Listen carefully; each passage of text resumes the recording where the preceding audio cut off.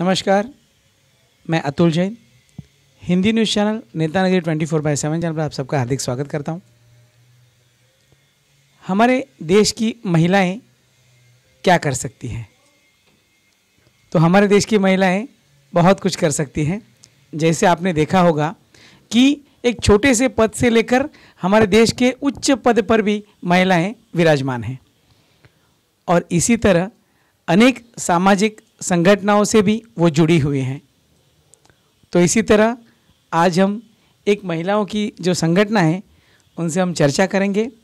हमारे साथ है नई उड़ान फाउंडेशन की ये महिलाएं जिनसे आज हम बात करेंगे, जिनकी अध्यक्षा हैं। तो हमारे साथ नई उड़ान फाउंडेशन की अध्यक्षा नसरीन बुंदेला जी हमारे साथ है। आपका हार्दिक स्वागत नसरीन जी। नमस्ते। और इसी के साथ हमारे साथ हैं रुखसार कुरैशी जी, आपका हार्दिक स्वागत है। और इसी के साथ सैयद तबस्सुम जी, आपका भी हार्दिक स्वागत है। बहुत अच्छा लगता है जब कुछ महिलाएं मिलके समाज में कुछ करना चाहते हैं। तो बहुत अच्छा लगा कि आपने जो नई उड़ान फाउंडेशन की स्थापना की। आपके मन में ये सामाजिक विषय आया कैसे? क्योंकि हम देखते हैं कि महिलाओं को घर में से ही अपनी काम से फुर्सत नहीं मिलती, तो आप लोग समाज के लिए कुछ करना चाहते हैं। तो प्लीज़ आप बताइए कि इसकी शुरुआत आपने कैसे की? जैसे कि मैं करीबन 7 साल पहले से बचत गट पे काम करती हूँ। लेडीज़ लोग के लिए, व्यवसाय के लिए, लोन के लिए, जैसा छोटा ग्रुप लोन होता है वो मैं पहला 7 साल पहले से वो प्रोवाइड मैंने किया है। ऐसा तो मैंने 500 से 600 लेडीज़ लोग को लोन दिलाया है। और अभी अकेले से कुछ नहीं होता है, इसीलिए मैंने ये एनजीओ फाउंडेशन को एनजीओ फाउंडेशन बनाया है कि सब लेडीज़ एक साथ होके काम करें तो उसके लिए कुछ अच्छा रिस्पॉन्स रहेगा, इसीलिए मैंने संगठन बनाया है। तो आपने शुरुआत की, सबसे पहले शुरुआत की, तो किस विषय को लेकर आपने शुरुआत की कि नहीं अभी मुझे समाज में आना चाहिए, कुछ करना चाहिए?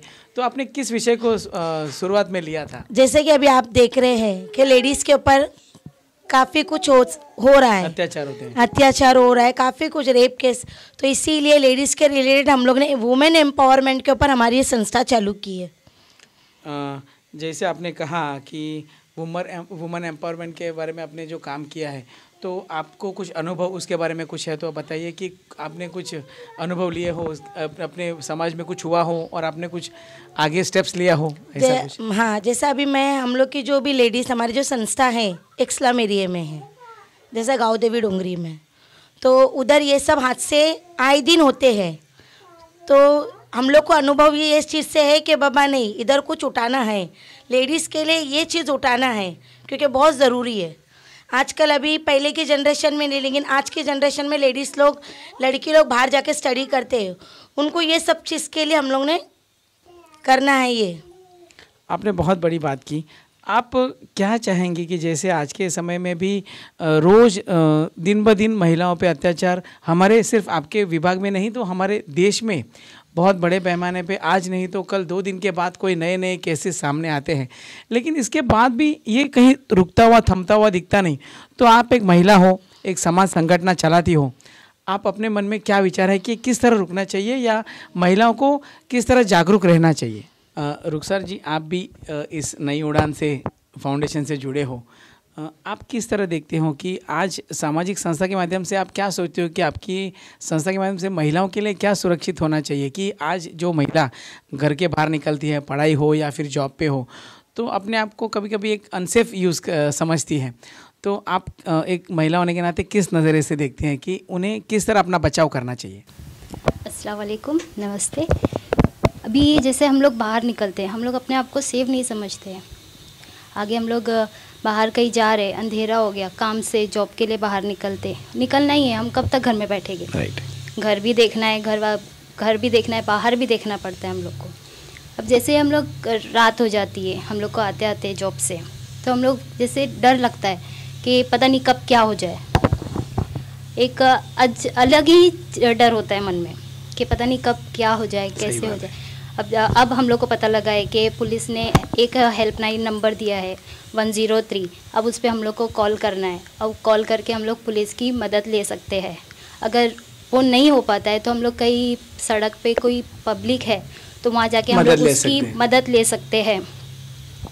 या तो फिर हम लोग अपना सेल्फ डिफेंस तो हम लोग को खुद करना है। अब जैसे कि हम लोग इंस्टाग्राम चलाते हैं, व्हाट्सएप है, फेसबुक है, उस पर हम लोग को अगर हम चैटिंग कर रहे हैं किसी से तो हमें ये पता होना चाहिए, बात है। ये पता होना चाहिए कि सामने वाला कैसा है और क्या है। अगर हम लोग बहकावे में आके बहक गए और गलत हमारे साथ कभी कुछ हो गया, और ज़्यादातर तो इसी वजह से लड़कियों के साथ में गलत होता है। सही बात है। तो ये चीज़ हमें अपने आप को खुद प्रिपेयर करना चाहिए कि सामने वाला कैसा है, और उसके बाद ही हमें किसी से बातचीत करनी चाहिए।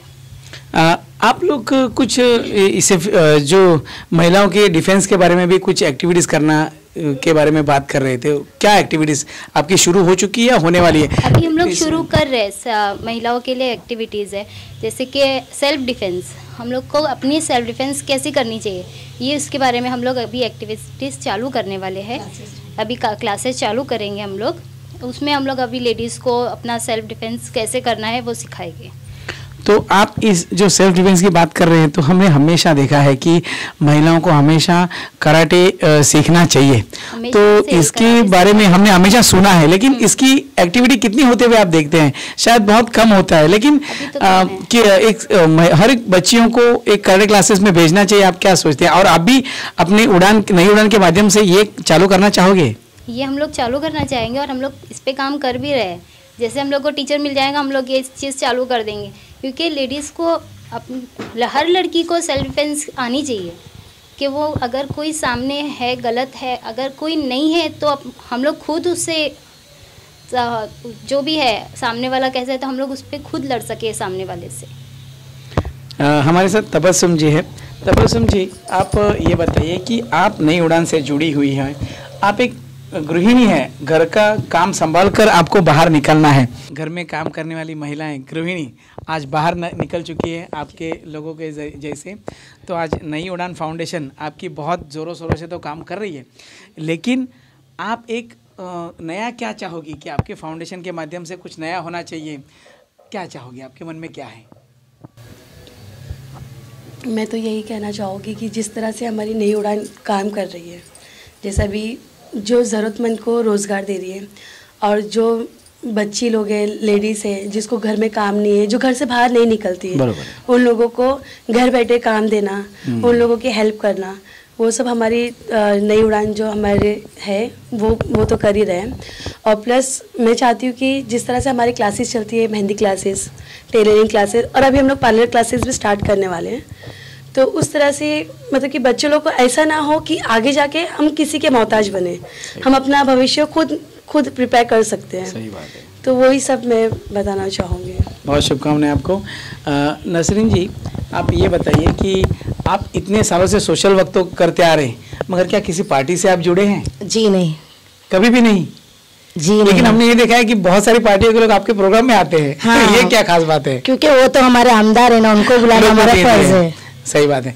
अच्छा, आने वाले चुनाव में, जैसे महानगर पालिका चुनाव भी बहुत नजदीक है, तो आप लोगों में से महिलाएं इतनी आगे आई हैं सामाजिक कार्य के लिए, तो क्या लोक प्रतिनिधि के रूप में भी आप लोग आगे भविष्य में दिखोगे? क्या आप उम्मीदवार के तरीके से आप खड़े रहना चाहोगे? जरूर। बहुत अच्छी बात है। तो नसरीन जी, बहुत अच्छा लगता है जैसे आप सामाजिक कार्य करते हो, लेकिन आप किसी भी पॉलिटिकल पार्टी से नहीं जुड़े, लेकिन आपके हर प्रोग्राम में लोक प्रतिनिधि आते हैं। तो आपने जैसे आपके मेडिकल कैंप में भी मोहसिन हैदर जी आपके नगर सेवक, उनको बुलाया था, क्या विषय था? हम लोग ने एक एक्टिविटी किया था, जैसे आपने बताया कि मेडिकल कैंप। तो मेडिकल कैंप में हमारे नगर सेवक मोहसिन हैदर, मेयर मोहसिन हैदर जी और अशोक भाई जादव, अल्फा जादव जी, ये लोग सब आए थे हमारे, मतलब काफ़ी हेल्प उन्होंने हम लोग को किया है। और अमित साटम जी जैसे हमारे एक्टिव हैं, तो हम लोग उनकी भी मदद चाहेंगे। आपके लोग आमदार है वो? हाँ, आमदार। तो बहुत अच्छी बात है। आने वाले दिनों में आपकी जो संस्था है, अभी नज़दीक में कौन से प्रोग्राम लेके सामने आ रही है? अभी हम लोग का सर्टिफिकेट डिस्ट्रीब्यूशन होने वाला है, उसका सेमिनार होने वाला है। जितने भी हम लोग ने क्लासेस स्टार्ट किए थे, उसका भी सर्टिफिकेट का डिस्ट्रीब्यूशन होने वाला है, तो वो हम लोग का भी वो प्रोग्राम अभी होगा। नसरीन जी, आपने बहुत एक्टिविटीज़ की हैं। आने वाली महानगर पालिका चुनाव में आप उत्सुकता भी रखती हैं कि मैं चुनाव लड़ूंगी। अगर आपको चांस मिले आपका वार्ड भी शायद ओपन हो चुका है। Yes. आपको अधिकार मिलेगा लड़ने का जरूर। तो आप लोगों के लिए क्या करना चाहोगी? सबसे बड़ी बात सबसे पहला तो मेरा फोकस रहेगा नशा मुक्ति, क्योंकि आगे की जनरेशन उससे बहुत ख़राब हो रही है।